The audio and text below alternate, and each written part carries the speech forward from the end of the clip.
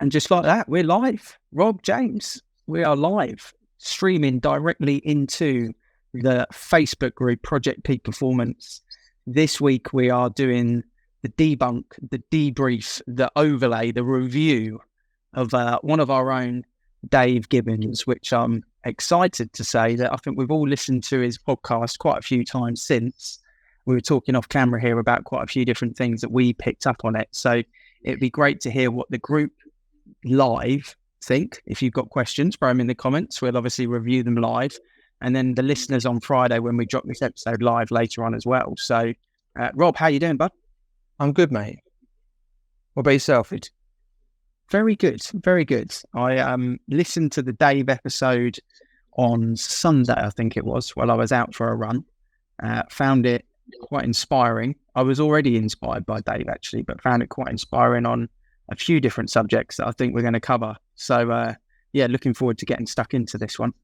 I think he's been our most popular YouTube listen as well so far. I mean, that was quite a big. People might like looking at Dave at the same time listening to him. But yeah, it seemed to be a very, very popular one. What about you, James? I'm really well, thanks, chaps. I'm really well. Obviously, I had the pleasure of co-hosting with you on this one, Rob, and a bit like Ian. From meeting Dave earlier this year as part of the introduction to this project, I've been fascinated by who he is as a person, his background, his journey through business and life. And to co-host the pod, it was insightful. Yeah, so for me, I found it quite interesting because I've known Dave pre-Project P Performance as a client, and he actually has always been that one where he's like on the outside of it, jumps into a couple of sessions and then goes away.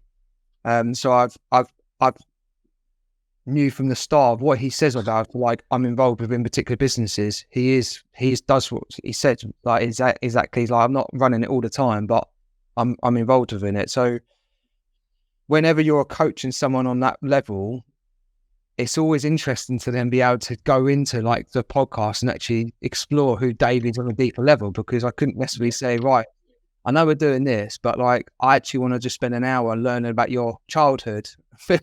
Most people would be like, so it was actually really exciting for me to actually learn even more so. What was your, over to you, James, what did you find like in the earlier stages of Dave's beginning of his life that you found quite fascinating? Because he went into it all, didn't he? He was a completely open book about wearing some particular underwear of his brothers or something like that on a 21st birthday. He didn't let anything go to hide, did he? He didn't hold back. I think the thing I really liked about the pod as a whole, and there were loads of sort of segments. Do you know what? It's just a really, really great share. But the thing that I liked about the way Dave, I suppose, delivered his story as a whole was the little sub stories, like you say. The real strong recollections of that growing up. The thing that really stuck with me, first up, the best dressed type attitude, and those really, really humble beginnings that Dave came from. But they all have really happy memories, and I love that. Yeah, because usually you find that from a more tough upbringing, there's sometimes you have the stories where it's like there wasn't the desired love in the home, or it wasn't the desired connection. But from Dave's part, it sounded like from his childhood, it was literally like it was manic and crazy in the house, but at the same time, it was one connected community as a family, wasn't it? And I can see obviously from what he bought from his mum and dad. What about you, Ian? I don't know. I was trying to link it, but one thing that is very obvious for Dave is he's unfazed about doing something new or taking on a challenge or looking at a situation and going, where's the opportunity? And a lot of people do that. They reflect and they go, oh, this is a good idea, but then they don't do anything with a good idea. What's different about Dave is he goes, there's an opportunity there. This is the idea, and then just does it. Like doesn't overplan, doesn't overcomplicate, and just takes the first step, which I think in this day and age, a lot of people have got great ideas. They've got great thoughts, concepts. They don't do anything with it. And Dave's like a throwback, total opposite of that. He's just, I'm going to just do it. And that is something which I think a lot of people, if they haven't listened to it, go back and listen to that, because that will give you the motivation. And maybe that comes from the upbringing that you just spoke about, which is you can't hesitate on getting the clean underwear. You can't hesitate on the breakfast. You can't hesitate on X, Y, and Z. You just got to do it. And maybe that was ingrained in him from his upbringing. But I think that's very admirable. Because he said his dad brought him graft and direction, and his mum gave him love. So when you look at from his upbringing, his dad gave him the heart and the spirit to go out and go and do graft and that lot, but with the element that no matter what happens, I'm still going to be loved in that process. So why not dare greatly and see where that happens, rather than fear the failure element to it and the shame with that. And like Dave you could see he was an entrepreneurial spirit from his young age. Was he talking about selling games or whatever it was, like from a child? Like, it's ingrained in him, isn't it? Right. Yeah. It's the connection. You mentioned it on the podcast. You know, there's that thought of, okay, I can see an opportunity here. Let's make the packaging look a bit smart, and we'll pop into Boots and WH Smith and see if we can exchange it. But then it was like, shit, we've got vouchers. We don't want vouchers because we don't want to buy more books and stuff. We want sweets and cool shit.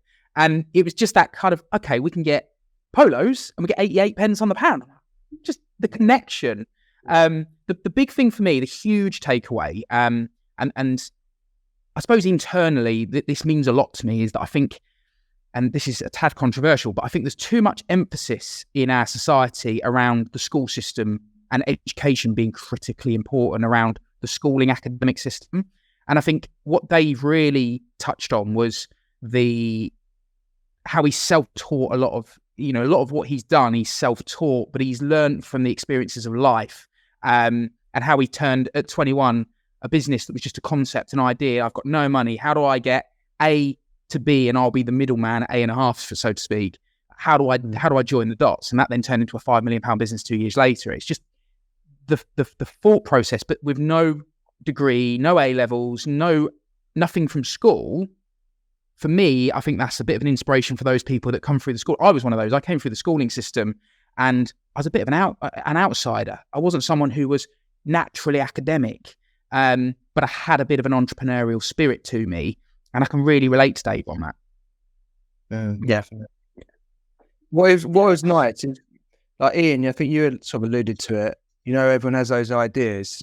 Dave mentioned a lot of, like, there was another room or another door or somewhere else that I can get into. And most people just live their lives of like, I missed the opportunity. There was a door there, but I never went into it. There was another room that opportunity. But Dave seemed to be like, I want to get in that room. So I just took the chance to get in that room, and that led me to this. And I was told that interview process, like I was told, I couldn't not do an interview because I would never get a job, but I still went for the interview.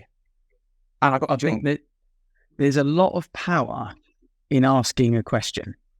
And some people sit on their hands and don't ask a question because they're scared of the answer. And what, again, Dave showed in going for that interview, or asking what's going on in that room, how do I get in that room, or how do I divert, how do I pivot, is because, and we know this from this year's, sort of chats with Dave on Zoom calls and meeting up, if he's got a question in his head, he'll just ask it. It doesn't matter what the end result is. He wants to know the answer. He'll ask it. And I think there's a lot of power in that. People could take a lot away from that, is rather than sitting there and overcomplicating it and reflecting and hesitating, just ask the question. What's the worst that can happen?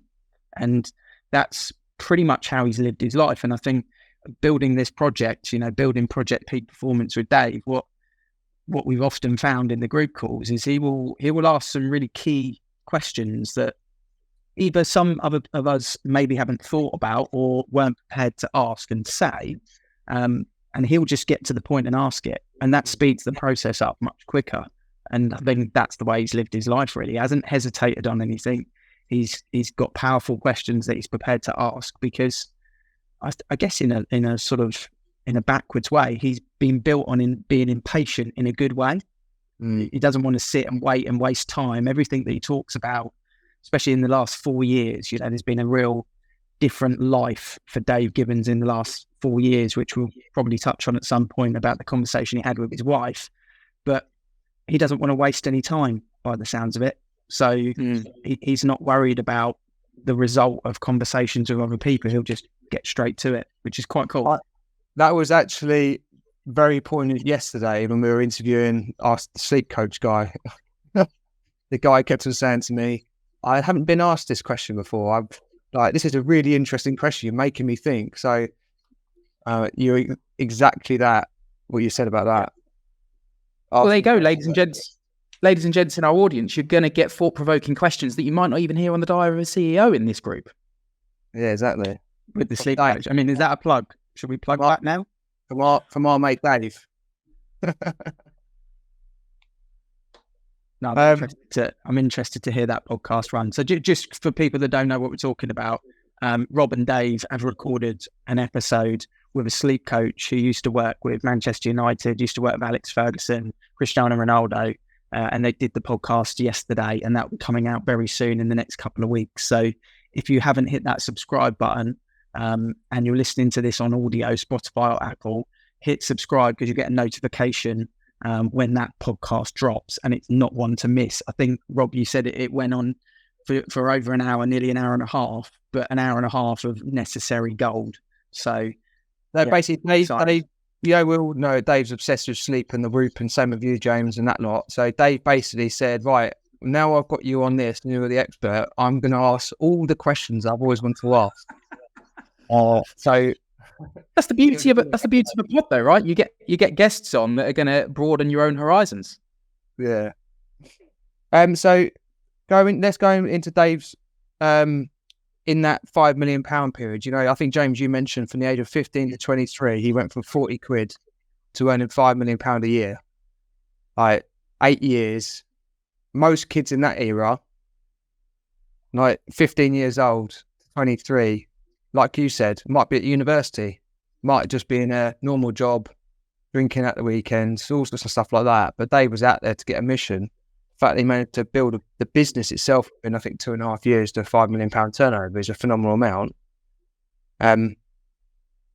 What both of you guys being the aspiring and in that involvement, being entrepreneurs yourself, like what have you found from Dave's 21-year-old Dave and 23-year-old Dave? Like, was there anything you learned from that podcast itself, just in encouragement of what you could probably potentially believe in and doing your own businesses? Yeah, I loved the fact that he didn't have answers to the questions, a lot of them that James was throwing at him. You know, what's next? Are you happy? You know, all of these little things. He was like, I don't know. And in a sort, he didn't say it to this direct, but the way I was listening to it, because he knows the story is not finished and he's still writing his book, you know, metaphorically speaking, he didn't put an answer on it. There wasn't an ego that was going, yeah, this is where I'm at the moment. This is where, you know, this is net. He didn't have that. He's like, I don't know. And I was just like, fair enough.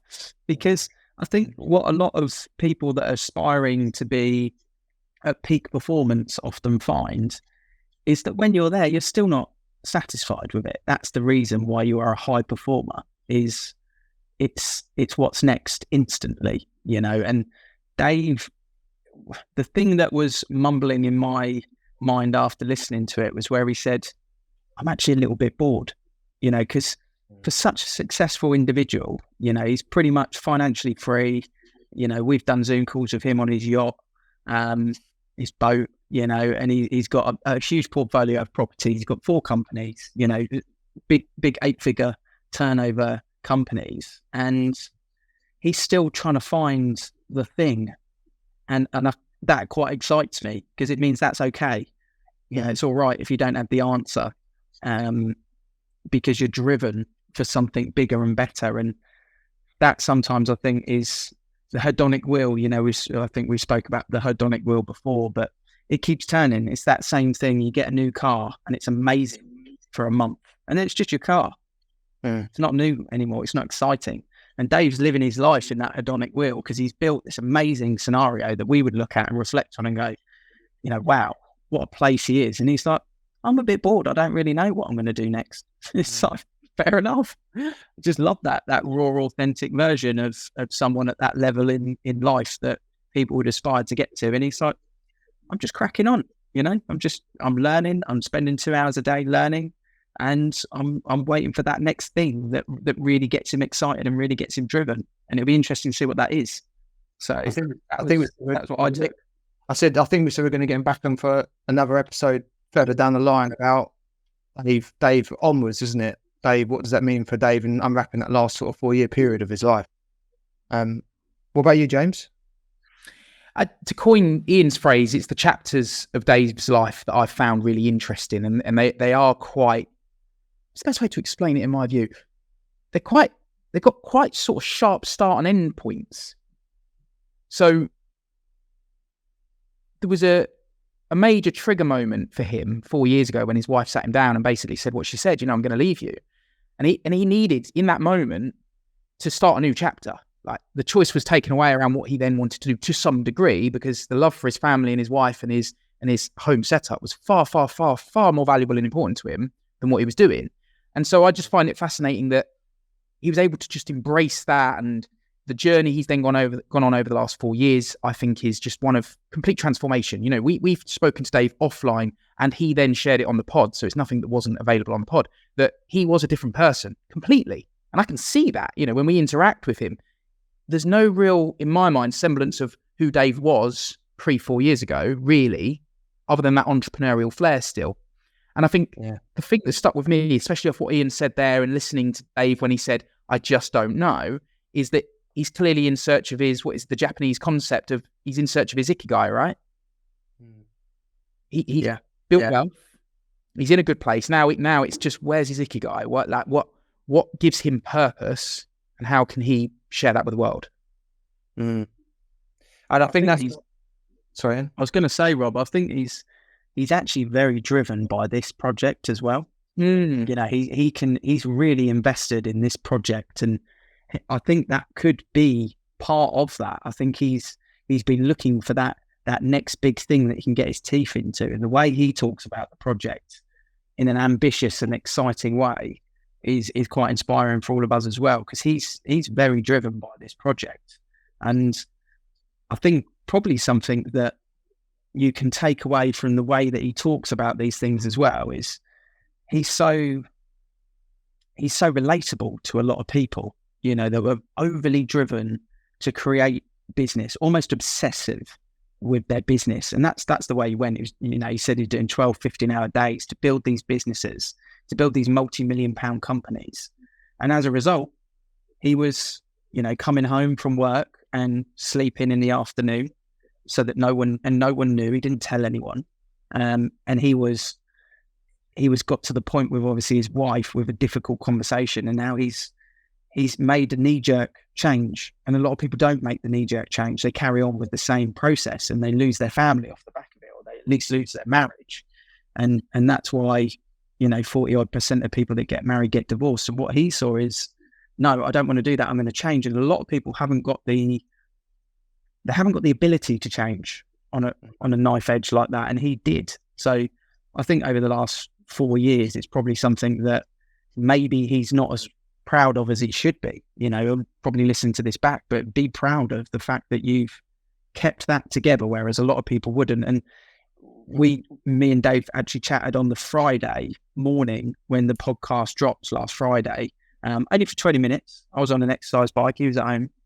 And the first thing he said to me is, he said, I'm quite nervous, because obviously this was out. He was quite nervous Friday, which shows how much it means to him to share this story. And that's quite cool in itself. It's quite raw and authentic, shows the type of character, how raw and authentic he was with the message that he put out there. And I don't think he'll mind me saying it, but the first thing that he said to me was, my dad's already watched it and he's pulled me up on one thing that I got wrong. And I was like, interesting. Yeah. And that was the first thing. He was like, my dad, he seemed like really proud and excited that his dad had already watched it within half an hour of this thing going live, and had already pulled him up and said, really good, son. You got that wrong in a good way, not in a negative way. that kind of shows, I guess, the nature of the guy, really. You know, family is so important to him. And when the family knocked on the door and said, you need to change, he listened. And not many people do in this day and age. They carry on in their own direction, but he didn't. So, yeah, well done for that, I would say. Because it's testament to his character, though, isn't it? You know, he made no bones about the fact that when that kind of bolt from the blue from his wife hit him, it was almost by saying, he didn't kind of go, how do I work this out? That he's humble enough. And this is what I really like about Dave, is that he's humble enough to go, I don't have the answers, but I'm going to go and find someone that can help me get them. I'm going to find a way. So he did seek coaching. He did seek counselling, which has then taken him on this 4-year journey that he's on now around coaching people and everything else. And I really admire that, because especially, I suppose, from a man's point of view, that he had enough humility to say, do you know what? I recognise the errors of my ways, and I want to be a better person because of it. You know, a lot of men, especially, you know, speaking as a man, you can have this tendency to bury your head, can't you? It'll be all right.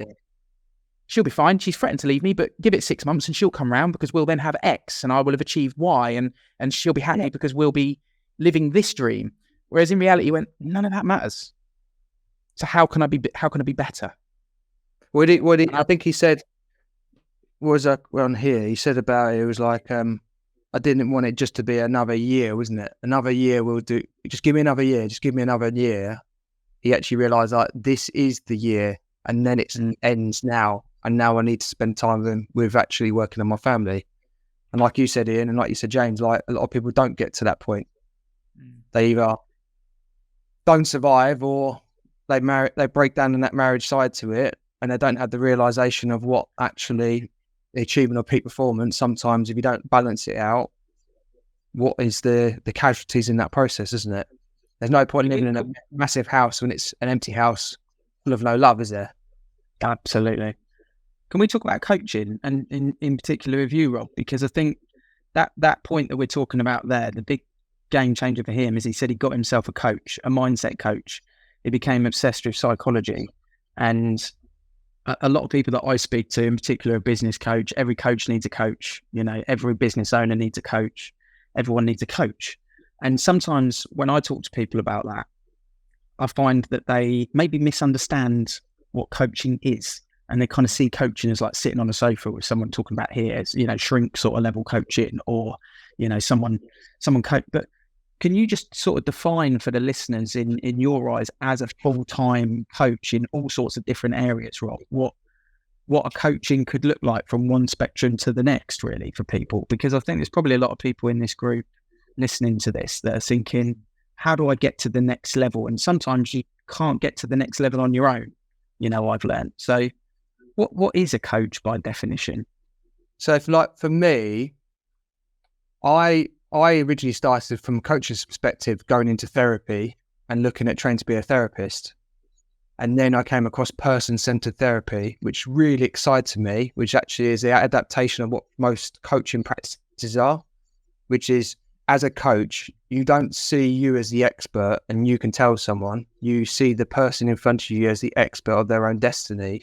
Your ability is to encourage them and push them and give them the direction that they feel is best for them, but also question them on the way, whether those routes are the right way. So the unconscious unbit in the back of your brain that's niggling away, the coach is there to try and pull that through and get you to think about things in a different way. And having that person that a lot of people don't necessarily have, where you can't have that from a partner for some perspective, because they're too connected with you, or a friend, they're too connected with you, or a friend's view on it. You know, we both know it. Like, you go down your local pub, there might be someone that's always got an opinion on their housing market, but do they have any experience in that? No, they sold one house and they're the guidance of experts of all of that sort of side to it. So from a coaching side to it, depending on the coach you use and what you're looking to achieve, you could have multiple coaches in multiple facets based on what you're looking to achieve out of your life. So for me at the moment, I've got a speaking coach and I'm going for a process the next 3 months of getting them to teach me how to speak better in front of an audience. You know, I've done speaking events before, but I want to make sure I can execute. And that person hasn't taught me how to speak. That person's teaching me how to articulate the actual talk itself in a better way. So, and like you said, every coach needs a coach, every therapist needs a coach. I think it's important to have someone outside your normal circle that you can then try and engage with. I mean, you guys have experienced it. You're both in multiple different groups. I'm sure you've come across multiple different coaches that have given you different ways of thinking and different ways of working. Yeah. Like from Dave's point, what's awesome about Dave is most people would associate Dave's wealth and Dave's knowledge is he goes straight into business coaching. I'll teach you how to do business. And that's the go-to route. But Dave's part is like, no, I'll teach you how to be more holistically approachable in business, in life, because I've gone through this journey.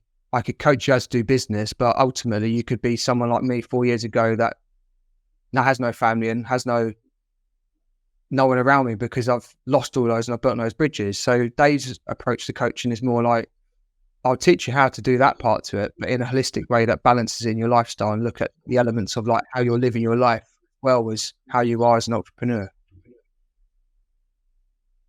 It's powerful, isn't it? It's, it is something that I think sometimes, especially the male ego kind of goes, well, I don't need help.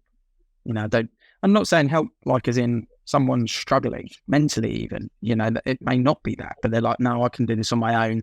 I don't need help, and actually what Dave did is he kind of pivoted and now he helps other people from a coaching point of view, like you mentioned there. But it was the coaching, the mindset shift that really kind of put him into that place where, he's in quite a good, although he said he's bored, he's in quite a good place, isn't he? Mentally. One of the things on the intro was, I know a lot of things about a lot of things.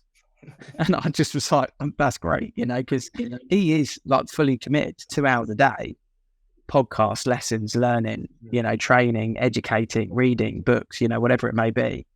So you think like the compound effect of his education over the course of the year, doing that 2 hours a day. There's a lot of knowledge in there. If you look at Maslow's hierarchy of needs as a concept, so they use in therapy, and it talks about from a triangle perspective, like what you need as a human being to reach your ultimate feeling of who you are. The key point at the top is self-actualization, which actually Dave's at. So like when you look at the levels of like, I need people around me, I need love, I need home, I need comfort, I need shelter, I need water, I need cognitiveness there. That was Dave's level 4 years ago, the cognitive side to it.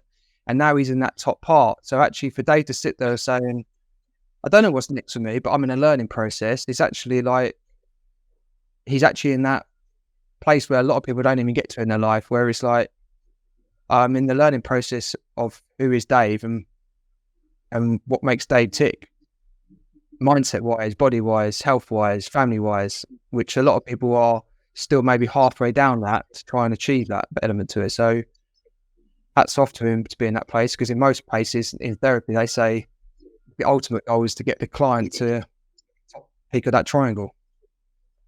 And the key thing, James, was it wasn't an easy journey, really. It's not like he found his place and then it was a win. He said he went through multiple jobs, multiple challenges. He's obviously had hurdles to overcome as well. But that, I think, where people need to relate to the story is when it wasn't working, he did something about it and then started again and just was unfazed by failing and then winning, basically. I think that's probably something that, talking to you is the way that you look at things as well, with a sort of positive outlook, but not everyone does, do they? No, I think for Dave, that's a really interesting point you make. For him, failure isn't final. It's okay, an opportunity to learn, I'll move on. And again, coming back to the point you made, Rob, about the self-awareness piece on his part, he's very comfortable with the role he plays in life, in so much as, in business, he recognizes that he's a starter. He's someone that can light a fire under an idea and get it going. He's also someone that can troubleshoot and problem solve. But the bit in the middle is the bit where he's kind of like, okay, I'll put people in place to do that bit because I've done the bit that I'm the most skilled at. And that self-awareness, some people get frustrated. I've certainly been in places prior to now where you kind of think, okay, I'm really good at getting something off the ground, really good. I then kind of lose a little bit of the love once it's going. you kind of have that reflection on yourself a little bit, whereas he's kind of comfortable. No, that's my role. I get it going, get the wheels turning, get the right people to then maintain that journey and that process, and I'll move on to the next big idea and the next big project. And he's just very comfortable with that. And how many entrepreneurs you know that don't have that position of, it's almost like a rocket going off, isn't it? Like the splitting of the actual main rocket booster going off and having a team to then lead that rocket up. How many entrepreneurs I've come across, and you guys have probably seen over the years, of who are still on that rocket trying to drive it, hating the role that are in because it doesn't excite them, and they should actually step back and go, I need to put this person in this place. I need to put this person in this place because I want to go and jump onto something else that I'm interested in, not how to direct it. It's not my skill set. Yeah. Trust in the bigger picture, I think, is something that people struggle with. Dave doesn't struggle with that. Trust in the bigger picture, trust in the people around you. He doesn't struggle with that. He's more than happy to pass it on and back someone else so that he can follow the process and the progress towards the bigger picture. And how many people do you talk to that have started a business and they go, yeah, it's my baby, it's my thing, I can't pass it over, in roles and responsibility. I've been guilty of that with the paid ads part of Avocado at the moment, just about to do it 3.5 years on. I should have done it 18 months ago, but because it's your thing, it's your baby. It's your baby. But actually, by spending a bit of time with Dave, there's a bit of realization there that actually, no, that's a better way to do it. Get better people around you that are better than you and buy your time back and then improve because they're better than you anyway. So he is a blueprint of that concept without question. So yeah, like a real asset to have in the group. And I think for people that haven't listened to the episode, just listen to some of the stories. What was your favourite story, Rob, out of all of them, or James? What's the best Dave story? Do you know what? He's a brilliant storyteller, right? Because I'm sitting here thinking they were all brilliant. For me, it had to be, at 21 years of age, his dad's, organised a stripper for him, and he's wearing the shorts, the PE shorts. That for me was like, that just got me. Yeah, that's quality. I like the fact that he he called it the hairdresser car, and they said, if you hit these targets, you'll get this car. And he's like, they hit the targets, they didn't get over the car. So he's like, well, I'm quitting then. I'm going to go and set my own business. And I'm going to go and turn over 5 million quid in 2 years so I can actually afford to buy any of those cars. I think that was more my favourite story, the fact of being like, okay, my time is done here. do you know, the interesting thing you say there, though, and we've probably all been there where we've either known people or we've personally been in a position where we've reacted similarly. And the one word, I've been called it before, and the one word someone could label Dave with, they wouldn't now, but they would have done in the moment, is, Dave, you're flighty. Why can't you just stick to something and run with it?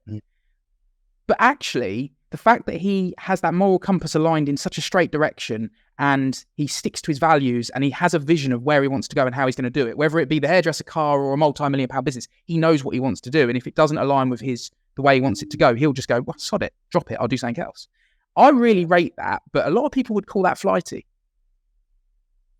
I think a really good entrepreneur, or a really good, entrepreneur is like a section, isn't it, of your life, really. It's not like that's not your defining signature. You wouldn't, I don't know what Dave's LinkedIn says, but it wouldn't be entrepreneur, like he wouldn't have that, would he? But in being a person, in being a parent, in being a dad, in being in business, I think that's a really strong asset to have, is you don't hold on to things for too long. It's like the rocket analogy. If you hold on to that bit that needs to get chucked away, that rocket's crashing.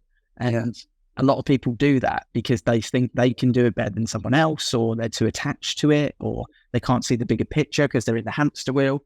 So yeah, it's a great point, James, because that is something that I don't know where it's come from in Dave's life, but he's managed to be the person that kind of goes, he can read the matrix in front of him a little bit, can't he? He can kind of go, well, if I'm not happy doing it, I'm just going to stop it, basically.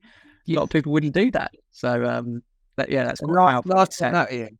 It's just what you just reminded me on that, the bit where he said, He talked about the simplicity of when he built his first business, wasn't it?